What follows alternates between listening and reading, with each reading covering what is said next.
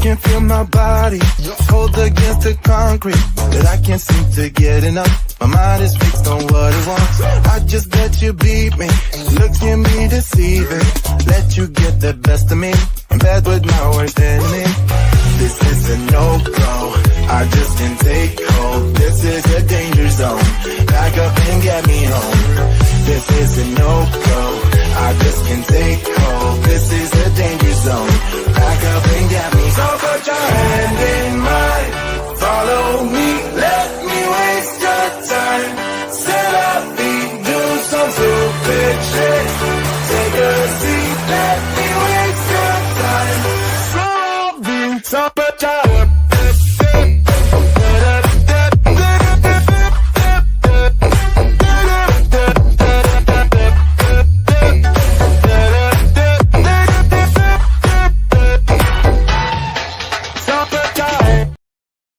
Hello, everybody. Welcome to the Lawyers Den on the Pod TV network. I'm Nick Pellamito. I'll be one of the lawyers speaking today. And of course, we're going to be discussing some really important topics that are coming out of the Supreme Court and other district courts. And the one we picked up is FCC versus Consumer Research, or Consumer Research versus FCC. Now, why is this such an important case? It deals with, to what extent does the legislature have the ability to delegate their powers to third parties, such as private companies or private individuals, or maybe even DOGE. And so with that, we have another attorney, a graduate of the University of Miami School of Law, also has a master's degree in business administration from NYU and a bachelor's degree from UCLA. We're going to bring in another, other than our commentator, Peter Bennett, who can give us some little insight about this very important case that several circuits have looked at already and have very interesting opinions on, FCC versus Consumer Research. Hey, Nick. Hi, audience. So I'm going to give you a little background on this. It's a very detailed case, but I was watching the Supreme Court review of the case recently. So here's the general background, and then we'll get into how it might affect DOGE or those type of issues. So the FCC administers a universal service program, and basically the goal, which is proscribed by Congress, is to give disadvantaged subscribers infrastructure in underserved areas, such as rural hospitals, computer labs at public schools, and libraries. The fund has had a budget of about $10 billion a year. It grew to that, but it's been pretty flat for the last 10 years, which was part of the arguments about, the unfettered power or not within the fund. It generates controversy among government watchdogs because conservatives view it as a waste. They argue, it's not as necessary now to advance the goals, that it's taking a lot of money, that it's giving money to private companies, and it's not to build networks, and it's not really supervising them. So, I guess they don't like the way it did it, and they don't like, how much they're taking from consumers and fees, among other things. So, the Consumer Research, a free market advocacy organization, filed suit in three areas: the 5th, 6th, and 11th districts. Oh, and the District of Columbia. So 4 suits on behalf of telephone consumers in each region. They claim that the FCC's universal service program should be struck down as an unconstitutional delegation of fundraising functions from Congress to the Commission. I watched some of those arguments in the Supreme Court where it did get to there.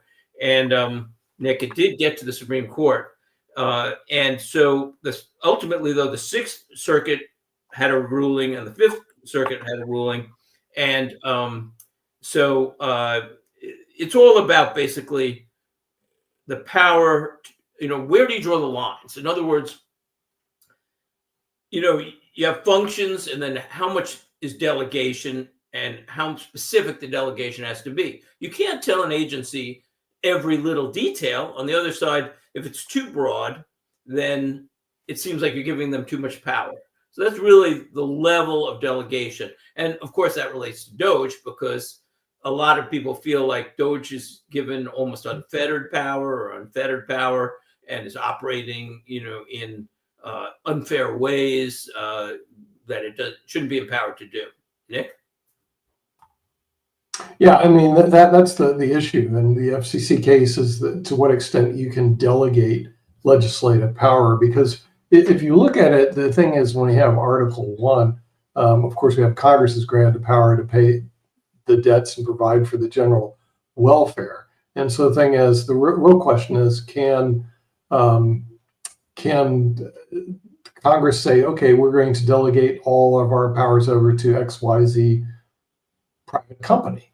And so that has actually been litigated before in the past. And they said, well, some cases yes, and some cases no. It's just the extent that they do that. But then we also have another article, which is Section 1 of Article 2, that the executive power shall be vested in the President of the United States. So the real question is, what is considered executive power? What is considered legislative power? Right now, the thing is, Trump has taken a very expansive viewpoint on executive power. He's basically legislating from the executive orders. He's saying, okay, this is my executive power, I'm doing that. And with a lame duck Congress who's not challenging him, he's taking a lot of space, because even though they have the power to legislate and create laws, theoretically, and the executive branches to enforce the laws that they create, theoretically, instead, it's being created and enforced in one branch, a very strong executive branch that we're seeing right now with the executive orders. So what are you seeing, Peter? Are we seeing a very strong presidency, which we haven't seen in a long time, certainly not under Biden, and a legislative group that's basically not doing anything, do nothing Congress? What are your thoughts on that? Well, a few points. Well, actually, it is unprecedented in a way because President Trump is moving at the speed of light. He has done so much in his first 100 days compared to any other president probably in history. As a footnote, during his first, and whether you agree or not, I'm just talking about the speed of his action. He's working so hard and he's constantly in motion. Interestingly, there was more action during his first presidency than any other president, I believe, in history. I looked at that in terms of how much he passed, how much he did, both legislatively and everything. But this pace seems to be blowing away basically what he did before. I think he feels empowered to get everything done he possibly can in the last 2 years. He's kind of a man on the mission. Again, whether you agree on it in certain areas or not, he is a man on a mission, and that's why, as a footnote too, it's very hard to stop what he's doing because he's in motion constantly, and no matter what they do in the courts to slow him down or whatever, he's like on to the next thing, on to the next thing. He's just generating action. So, many Americans agree on a lot of these areas where he's moving, without a doubt.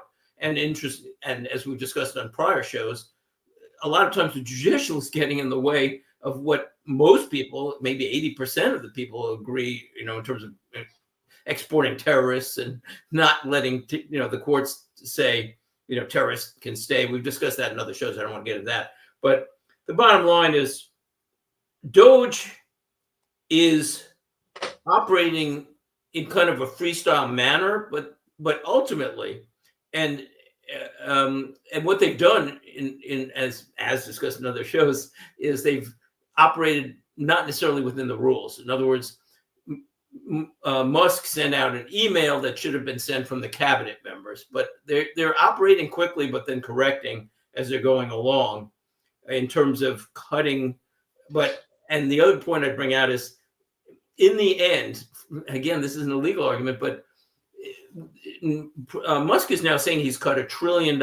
And anybody who watches, any neutral, or both sides, if you watch Fox or any of the other more conservative networks, you'll see it's incredible the waste they've done. They're talking about, DEI initiatives in foreign countries and, things that almost no American would support. Even the most 20% of progressives would have trouble with this. So in terms of function, I think that he's operating at the edges of his power because of the way he's doing it. But in the end, if he runs it through the cabinet, and that's the new trend, to run things through the cabinet. And if they break the rules, just like they did with Signal, then they correct it, and they won't do it again.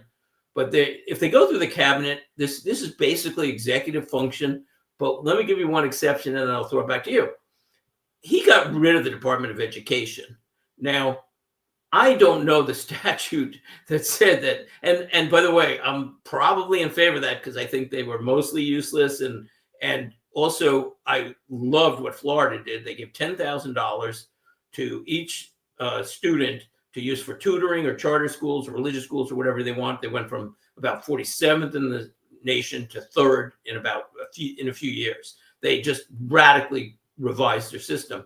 So I think education be at the state level more, and do 50 state experiments and let, I don't think the Department of Education personally was doing a lot. But the point is, on the other side, that was probably something that was that Congress said, this is for education.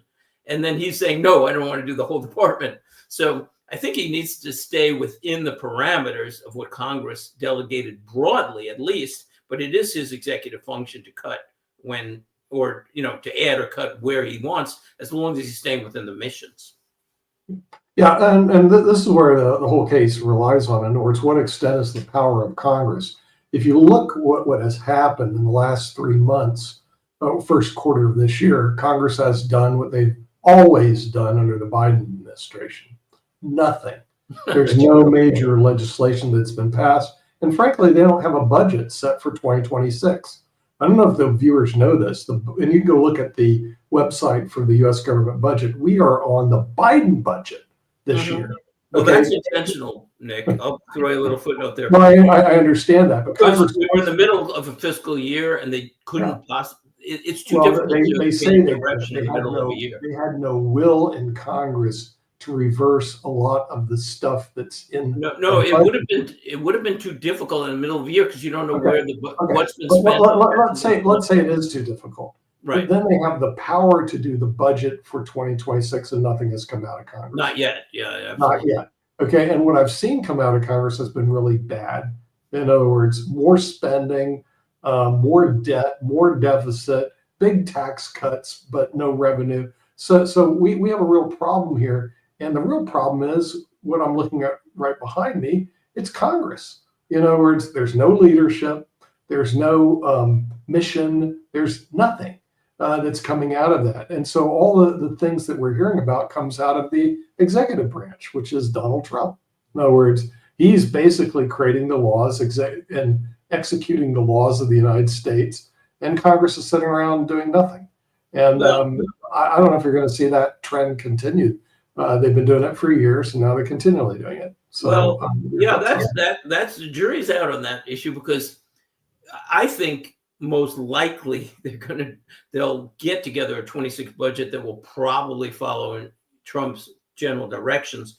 But it's a very tight. This is the obvious, but it's very tight margins in Congress. As a matter of fact, that's why the UN secretary nominee just got basically her role just got reversed, and she has to go back to the House because it's such tight margins. They're concerned about this margins.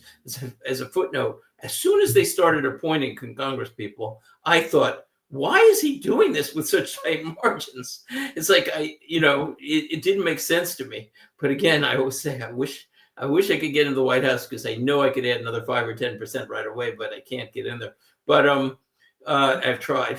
I even wrote a 30-page piece on how to cut the deficit, and I've sent it to the Senate, 20 senators and Congress, and I haven't even heard back. But someday I'll keep pushing it, maybe. But anyway, the point is, it's such a tight margin, and then you have a split within the Republican Party. Obviously, again, some very tight conservatives. They want a lot of cutting, and on the other side, some people who are also concerned about their political futures, because you cut a lot and then you go back home and it's like, oh, now I need to justify that you just did a lot of damage. But I hope in the end that, and I think it will happen, that in the end Congress will come around and do a lot of the cutting of the waste. Mainly, there is so much waste. I mean, you hear the stories, and you go, $1 million here, $1 billion there, $2 billion there, but you go down the list, and almost nobody could justify these things. They're amazing, and this isn't new. I just add, when I was growing up in the 70s, we'd hear about, this screw cost $133,000 or $135,000. This toilet seat, cost $100,000. It's, total government waste has been going on for decades. And even Mark Cuban was criticizing DOGE the other day, but just 3 or 4 years ago, he was saying that we needed to cut government waste. And he was talking about, that he thought 1/3 of the budget could be cut. But now all of a sudden it's like, oh no, you can't cut it. So everything's political. It's Washington. Yeah. And there's another branch we have to look at in the United States. This is for our foreign attorneys, is we have a judicial branch, which is really the Supreme Court of the United States. And very interestingly, you have a new alliance, which is Justice John Roberts with Amy Coney Barrett. And what they did on a 5-4 decision is they said, well, you just can't cut basically what Congress has delegated out already. So they basically went against Trump's decision to do that. So what are your thoughts on this? Do we see a new alliance? We have a person who's pretty conservative, which is Justice John Roberts, and then we have another one who's not so conservative, Amy Coney Barrett. Are they our new 2 swing votes in the judicial branch? Is that what we're looking at right now at the U.S. Well, actually, I agreed with that decision, and I don't think you can look at it from a alliance point of view in this case, and the Supreme Court's be about, political positions, conservative. And I think this court has proved that. I mean, you see decisions on both sides, and, it was very criticized by a lot of the liberal side, but yet they've come out with a lot of decisions that the conservative side doesn't like. So that's what they're supposed to be doing, is actually look at the law and not the politics of it. But in this case, I actually agreed with their decision of the majority, even though 4 of the justices disagreed, because the thing is, this was money, and this is the key, that was already delegated. So the problem, and some of it spent. So the point is, once an agency contracts it out, then the money's in process. It's kind of the analogy I was talking about before of getting involved in the 25 budget. Congress couldn't do it because you've already made the promises, you've contracted it, some of the money's been paid out, it's in the process. You need to, start over again, start at a break. So the break would be future spending. And I don't think they would have necessarily, I don't think they would have had the same ruling had it been about future spending. Because again, somebody has to administrate all the spending that Congress generally authorizes, and that is the function of the executive. Yeah. Okay, but sticking on to the judicial power, we also have the federal judge who ordered the flights to return. And the thing is, and one of the problems that we have is that we do have like 700 federal district judges that have jurisdiction all over the United States. So do we have a problem here? Because some of the political commentary is that a judge in like Nome, Alaska can create a decision which affects people in Florida, New York, California, because of their jurisdiction is throughout the whole United States, similar to the U.S. tax court, that they have jurisdiction all over the United States as opposed to just in their own little area, where state courts, their jurisdiction ends at their state. These federal district judges can create a decision that goes all over the country. Do we need to start reining in federal district judges, Peter? Well, a few points about that. When the Washington judge not only extended his jurisdiction to the nation, he actually started making rulings about international flights when in international air. So this is a decision that it just points out that we have 700 district judges, and many of them are political appointees. It's who you know, it's who you donated to, and so really it comes down to who do you want to make the decisions? An elected Congress or an elected president or a district judge that might have gotten his power through, very often through friendship or donorship or, companionship of somebody or whatever. But going back one half a step, then sorry, I'm losing my thought. Oh, okay. So the thing is that Congress. Sorry, take it over, Nick. I just lost my thought totally. I apologize. Okay. Yeah, well, the reason I wanted to focus on jurisdiction for our international and domestic viewers is that jurisdiction makes a big difference. And we'll give you this case where the judge ordered the planes to turn around and take the deportees I out got my of the thought United back. States. Okay, why is that important as this? Remember, the commander-in-chief of the Army is actually the President of the United States. So if he's engaged in a war, let's say in Yemen, for example, can a federal district judge say, no, I'm ordering those ships not to bomb Yemen? Okay. And you have a little bit of a problem here because the judge exceeded his jurisdiction. He doesn't have jurisdiction over the U.S. armed forces. So the argument that the Trump administration is making, similar to the armed forces, he does not have jurisdiction over immigration issues. So what are your thoughts on that, Peter? Well, I like to reverse this a second to look at a different issue, because so often both sides will look at a legal issue from the political perspective. But so switch it around a second and say, a few years ago, a Texas judge ruled that finasteride, if I'm saying that right, an abortion drug, was illegal nationally. And Right. Those who support that, I'm calling them liberals, but those who support, free abortion and the drug and everything, and a Supreme Court justice went, you can't do this. This is well beyond the scope of your jurisdiction. So those same parties might be saying now the judge has the power because of the political issue, but this is a problem that has been growing over the years. And but it also, interestingly, has affected both Trump administrations much more, because in terms of injunctions, there were about 14 against Biden, 12 against Obama, I think 167 in the first term against Trump, and already at least 14 or 15 in a month, the last month against Trump. So those who were against Trump are using the courts more. But this has been a growing problem, But whether either side, wherever the argument, whether it's abortion or security, the real issue is the power of the courts and where they're now usurping the power of elected officials. So in the end, I think that it'll be difficult for either side to rein in the courts in a way, because right now the House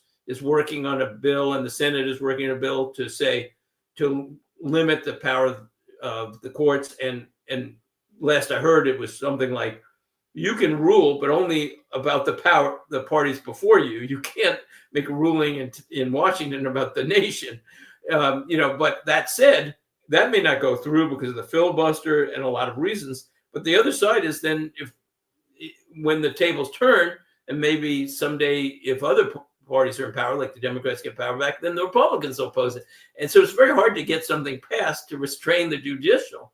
But so in the end, then I conclude that it's up to the Supreme Court to do it, and I think they really need to do that. I think they need to take some of these cases that are coming up there, and I think there's 200 and something cases that could wind up before them now. Because that's what's happening. It's just like, okay, you don't like this, you bring it. They need to create some standards for the lower courts. Otherwise, first of all, they're going to be deluged with appeals for the next 4 years and maybe forever, because now if the gates are open, and at some point, if a Republican Party is out of power, they'll start saying, look, you did it to President Trump, and brought 2,000 cases. Now we're going to bring 2,000 cases. So then you're just paralyzing the country. So in the end, I think it has to be the U.S. Supreme Court that puts some really firm standards on this to protect the whole judicial system, which is going to be overloaded with these cases, but also to protect the executive and congressional powers. Yeah. And I think what we're going to do is we're going to see the Supreme Court be very active this year. So the thing is, there's a lot of decisions that are going to be made by the Supreme Court as there's a test on the executive power versus the legislative power. It'll be up to the judiciary to make the decision, as we're seeing right now, relating all the way to USAID. And when we do go to the Supreme Court, we also run across Justice Alito, who is just really, really upset with the fact that we're having these massive giveaways, and the majority didn't want to stop it. They were going like, hey, it's okay. And Justice Alito doesn't think it's okay. So we have a fairly well divided court right now, but I think the swing votes, it looks like it's going to be Justice Roberts, who's normally a swing vote anyway. This person goes either way, but now he has a new ally, and Amy Coney Barrett. So I think we're going to see some excitement right now by the Supreme Court, and it'll be very interesting to see which cases they take and which cases they decline to take. But I'm sure we're going to see quite a bit of it coming up in this particular I suspect they'll take a number of these cases and also to create guidelines. And this is what I hope they'll lead in. I think they need to lead, again, not because of any particular action, but because the courts are not the elected power. And so I think they hopefully will see the opportunity to create guidelines and to keep themselves out of political issues too, because then they'll get less. And that's really what Judge Roberts has aimed to do since he's been in power, since he was nominated. He wants to keep the Supreme Court on the legal issues and to appear to be neutral, and it's very difficult in this information age where everybody has their own opinion about every decision, and if it goes against you, it's like, oh, they're political, but the point is he views it from a purist standpoint of where we should be deciding the legal entities, and that is the job of the Supreme Court, to be the neutral arbiter of legal issues. So I think hopefully Supreme Court is going to see that. He'll lead the charge and say, we don't want all these political issues. We don't want to be deciding on national security issues. We don't want to be deciding on budgetary issues that are mainly the executive branch. If you limit it to the parties who bring the suits themselves, that alone would limit it. And I'm sure there's many other ways they could limit the power. I can feel my body. Oh, sorry. We're almost out of time. But Supreme Court will never give up all their power because they are an extremely powerful entity. But I guess we are starting to run out of time. I just wanted to say one thing. Just remember, when you're playing political football, the Supreme Court is the referee. And they will be in the future too. Yeah. So we want to thank our viewers in the United States and also around the world for watching The Lawyer's Den and how the U.S. judicial system works. We'll see you next time. Bye-bye. Bye-bye. I can feel my body cold against the concrete, but I can't seem to get enough. My mind is fixed on what it wants. I just let you beat me. Looks can be deceiving. Let you get the best of me. I'm bad with my worst enemy. This is a no-go. I just can't take hold. This is a danger zone. Back up and get me home. This is